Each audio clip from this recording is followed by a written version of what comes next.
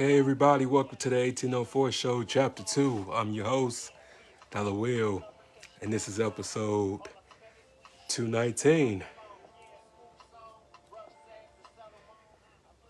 Yeah, I had to go retro tonight because I wanted to go deep. I wanted to get a lot of things off my chest and just, bring back the theme song.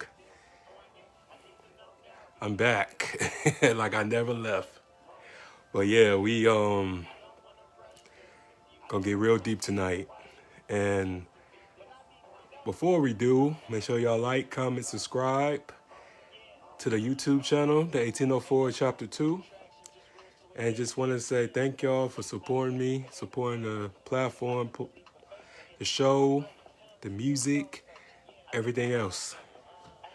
But yeah, we about to get it popping real quick. I just want to, you know, really speak for everybody who been through this, and because even I've been through this. And this is not like a shot at my family or anything like that, or my mom. My mom did a good job raising me, but it was like a lot of times where family wasn't there for me and did me dirty and crossed me. And I just wanted to let everybody know just how I felt about it. And just in general, man, like one thing about family is that we can't pick them. Like whatever family you're born into, you stuck with them. You know what I'm saying? You stuck. So it's just everybody has their own perceptions and their own way of thinking when it comes to family. And I never wanted to choose a different family because if anything, I come from a very diverse family.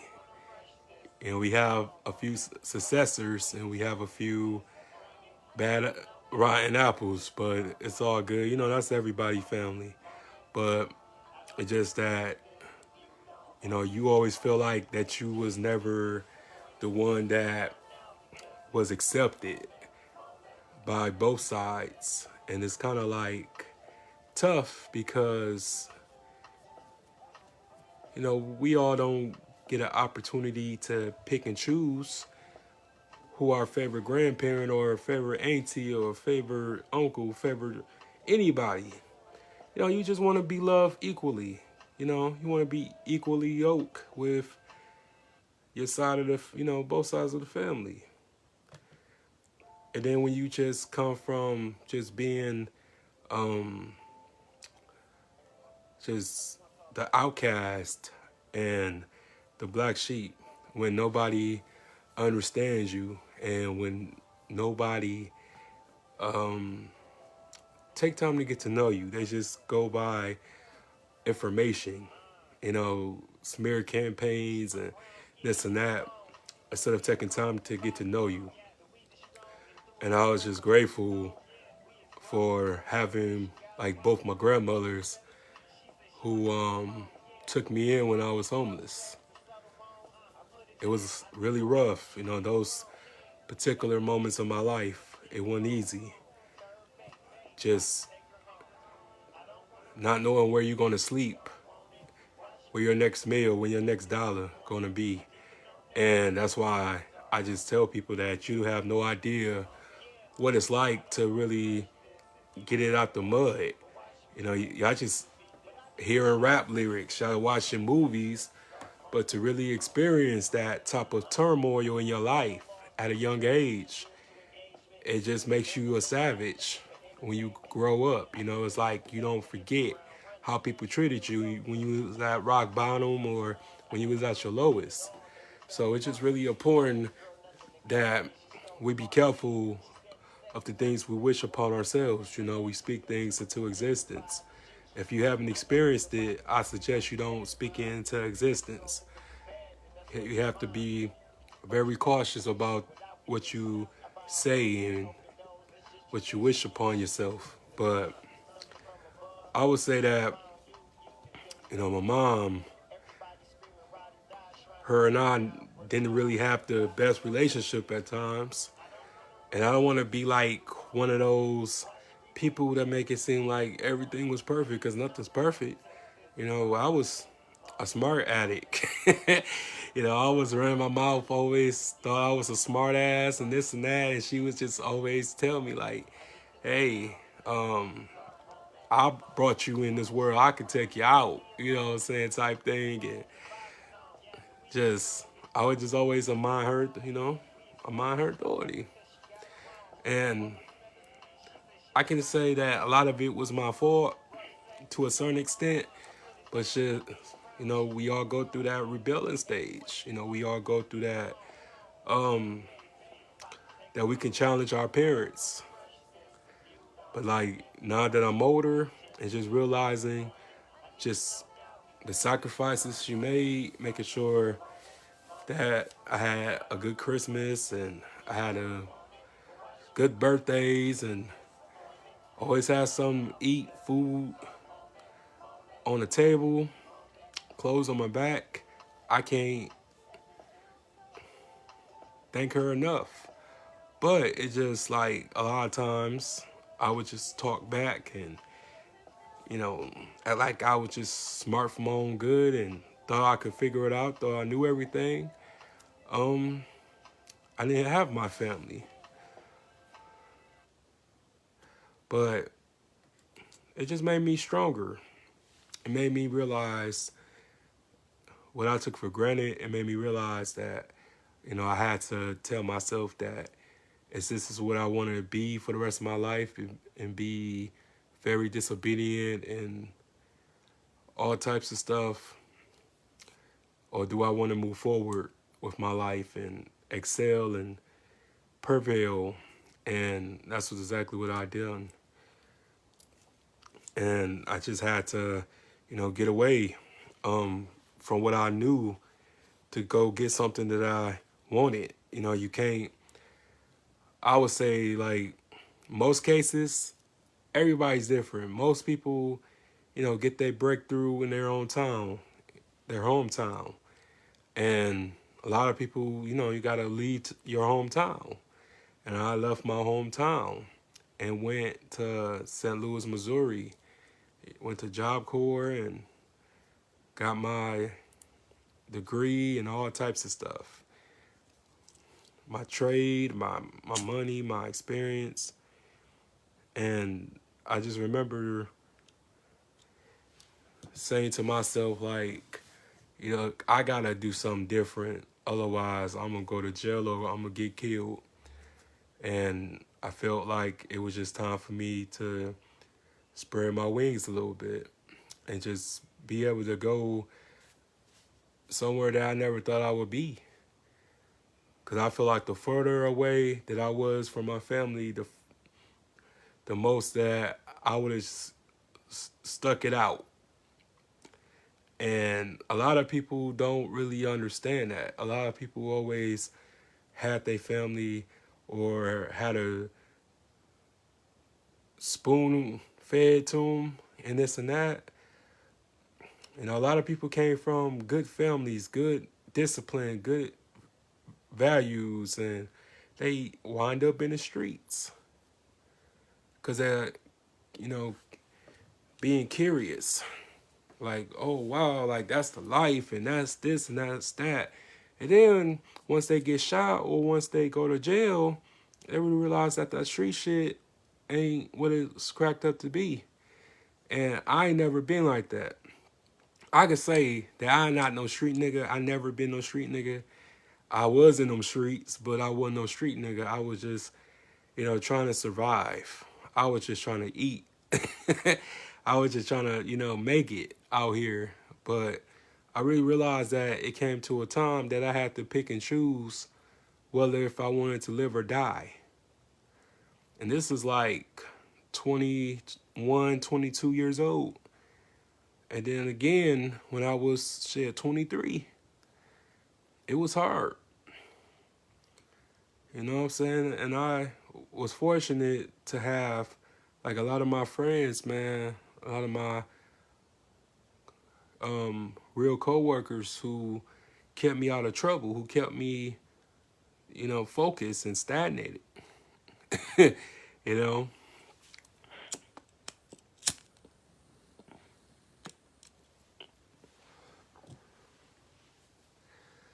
but yeah, it just, I always just wonder what it was like to have, both your biological father and your biological mother in the same household as you. I always wondered that. I never got that opportunity until I was 25 years old. And when I say that it was just something that I always wanted, I realized that ain't what I needed. Um, you don't know what it's like until you finally get it, you know what I'm saying? And I would say that as far as my family goes, I won't pick another one. I won't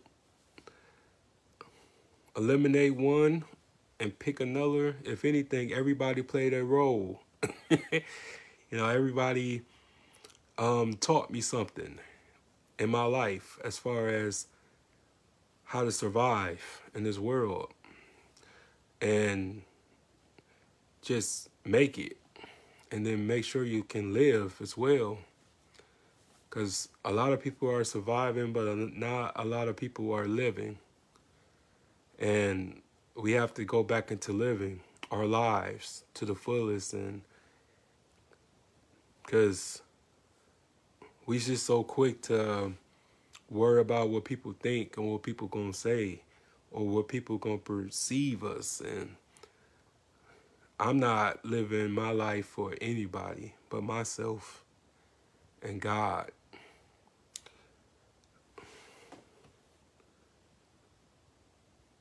We just have to go back into thinking for ourselves, using critical thinking skills and hold ourselves accountable as well.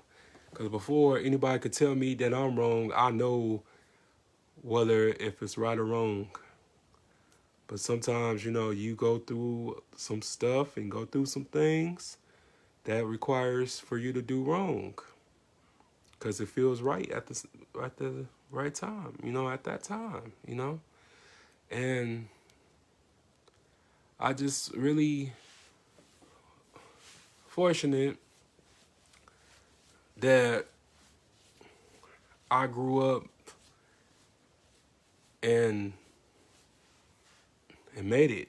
You know what I'm saying? I didn't have certain resources. I didn't have certain teachings, but I made it because I was determined to make it. And that's just one thing about, our lives. It's already written. That's why I don't believe in mistakes, because it's already written. Our lives is already written. Our lives already told. We just got to go through them pages. We got to go through paragraphs and sentences and all that.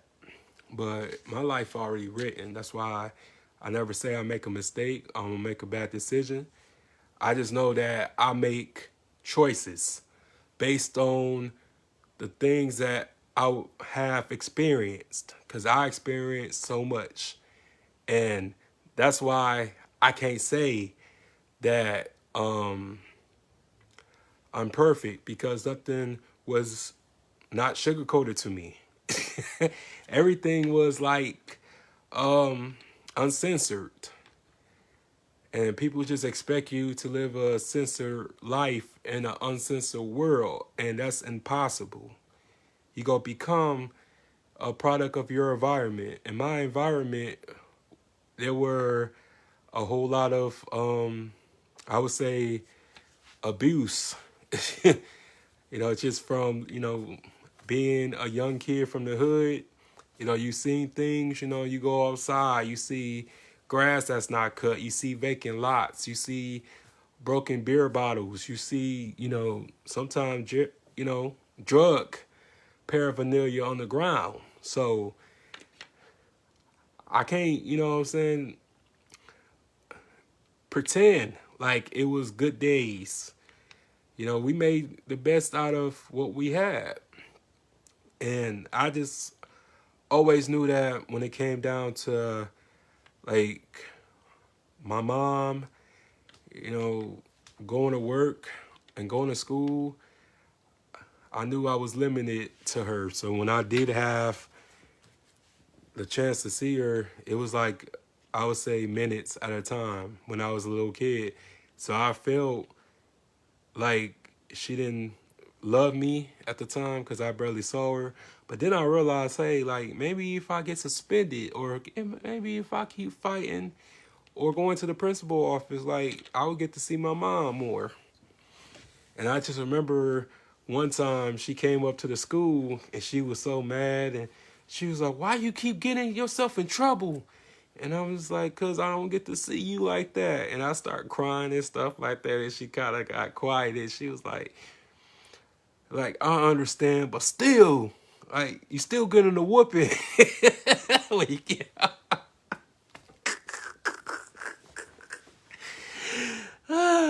yeah, so I just, like I said, I had good times, you know, in my childhood.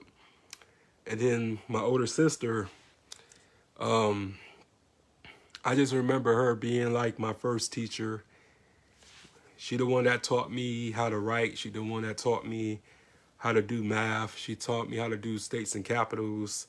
You know, I still know all my states and capitals and a little bit of everything because of my older sister. Like she was like, you know, very smart. So she wanted me to be smart. She always wanted me to apply myself and to push myself. And she was also like my first bully. Like we would fight. Like I remember one year for Christmas, man, we destroyed the entire living room because we was fighting. And my mama came home like, man, what the hell is wrong with y'all? Yeah, I mean, but she always, you know, like whenever somebody who was bigger than me and stuff like that, we would fight and stuff, and she would always come in and help, you know, knock them out and stuff like that. And she always would tell me like, man, you got to learn how to fight your own battles because I ain't gonna always be here to protect you. But like I said, I would never claim, you know, victimhood because it's not a victimhood episode. It's just really like a balance. And like I said, it was good things, you know what I'm saying? But just like everybody, we got to go through trials and tribulations. That's just no exception when it comes to, you know, being human. Like, and that's why I really hate when people try to, um, you know, protect kids or protect anybody from going through some type of adversity or some type of scrutiny. And how else you go grow? How else you go improve? How else you gonna be strong out here? Cause this ain't for the weak. And me as an uncle, as much as I want to protect my nieces and my nephew from the world, I can't. It's some things that they go have to experience. But I can tell them how to handle it. I can guide them. I can show them the way, not to allow themselves to go down under. But it's just a lot of people just feel like, oh, you got to do more or you got to be there a lot more. You know, at the end of the day, I can only do so much. Just like my relatives had to do, only can do so much. People can't be around a person 24 hours, 7 days a week, 365. You got to let people experience stuff. And by the grace of God, you know, they can be protected. They can be shielded. But I'm powerless to a certain extent. I can only fight my battles, and I can only fight the battles that I will have to fight once I have my family. And it wasn't easy being the man of the house when you're like a little kid. And that's why a lot of females got to stop calling their sons man. Your son is not a man. Your son is your son. He's a boy, and you got to let him be a boy. He's only a boy at a certain point in time, and then, he's a man. But yet, how can any of us become man where we're not respected, we're not valued, we're not honored, by women in our community? Because to keep it real, like the black woman is the leader of the black community. Let's just keep it real. We got some that's submissive, we got some that's hard-headed. But that's what it is, because they, we all see it every day. And it's just people just, talk on this social media stuff every day, just talking about how, we ain't nothing. And that hurts. That hurts a real man that's going to work every day and paying the bills, paying taxes, just trying to make ends meet. It hurts when you don't have that type of love and support, not even from your own family. It hurts. But yet, somebody who just got out of jail after doing 10 years or doing 25 years get the most notoriety, the most praise, he would get a party for getting out of jail. He would have a place to stay. He would have clothes. He would have a woman or two, you know what I'm saying? But when you graduate from college, you know what I'm saying? I never, said this, but it was really hurtful. The time I graduated high school, only had 3 people from my family come and watch me graduate high school. That really hurt me, man. I never really said anything, but yeah, fuck it. We going real. We doing it authentic on my show. But I was grateful for everybody else that ever showed up, that ever, looked out for me, called me and see how I'm doing, see if I ate, see if I need just a hug or a shoulder to lean on, shoulder to cry on, because it's really hard. It's hard when you feel like you're alone. And I was alone for a long time. It really hurts when, you can't get that type of support or that type of love from your blood, from your people that's come from your bloodline. You know what I'm saying? That hurts when you got to rely more on water than blood. But, I love everybody. Everybody is who they are. Like I said, I won't change or switch places with anybody. From my family, I love my family. My family it's a part of me. It will always be my legacy. But the family that I created, as far as like my circle, my inner circle, the ones that I see and the ones that I be there for, y'all didn't have to do what y'all do or be there like y'all be there. But I appreciate you guys, because it's just one of those things that losing a sibling, it just really like, it hurts every day. It sucks. It sucks when you don't have that support from like certain people. It's like one person, like the matriarch of the family dies, everybody else dies with it. It's like watching a paper in a paper shredder just shredding like quickly and at a rapid pace, and there's nothing that you can do about it. So I just pray to God, man. I pray that God, get us all back together, get us back on all on the same page. Because I hate beefing, I hate feuding. I hate that. I just would like to have just peace. You know what I'm saying? When you get older, you require peace. You don't want to argue all the time. You don't want to have to raise your voice. You don't have to make no auto threats. You know what I'm saying? I shouldn't have to negotiate a relationship with you, or I shouldn't have to pay to have a relationship with you. It should be nothing but unconditional love for both parties.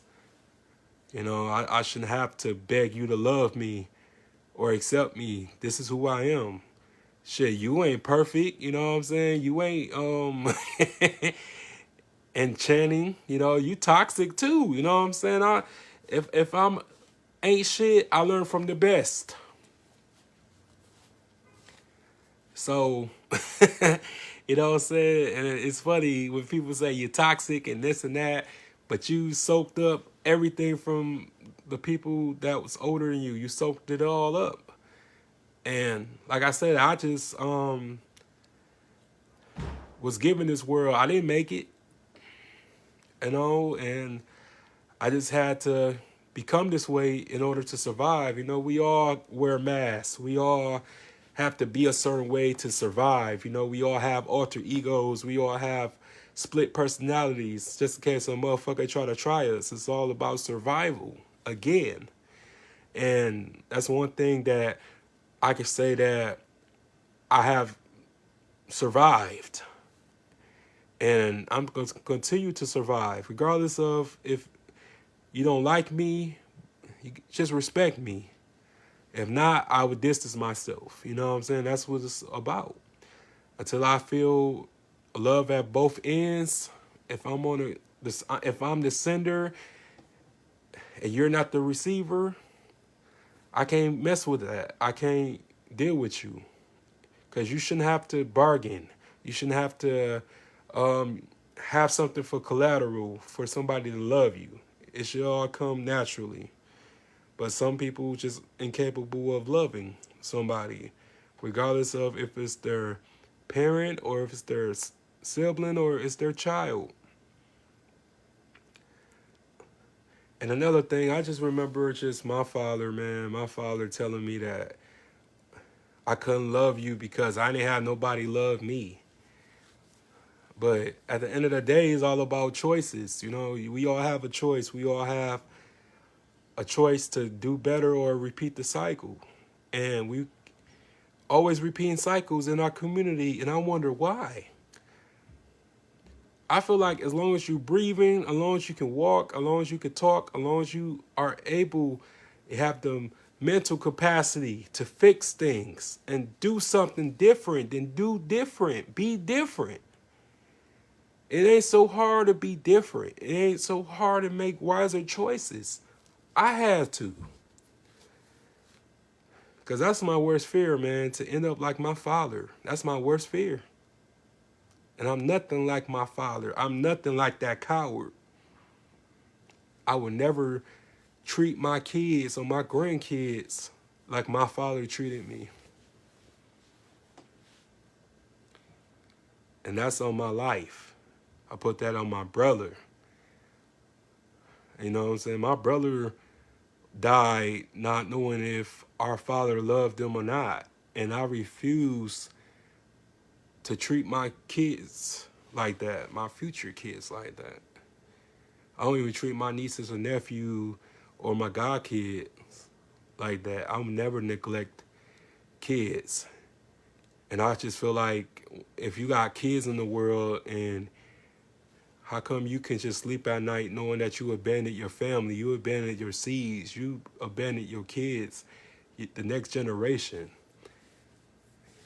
You have no right to talk about anybody you abandoned or make judgment calls or pass just negative comments. Keep your comments to yourself if you a deadbeat. Because you have no right to judge what you didn't raise over here or anywhere. We just got to do better, y'all. But yeah, I'm going to end this video. On that note, make sure y'all like, comment, subscribe to the channel. Make sure y'all share this video. And if you want to donate to the Cash App, it's up there. And I'm signing out. And next episode will be this Sunday. And make sure y'all keep supporting your boy. I'm out. Peace.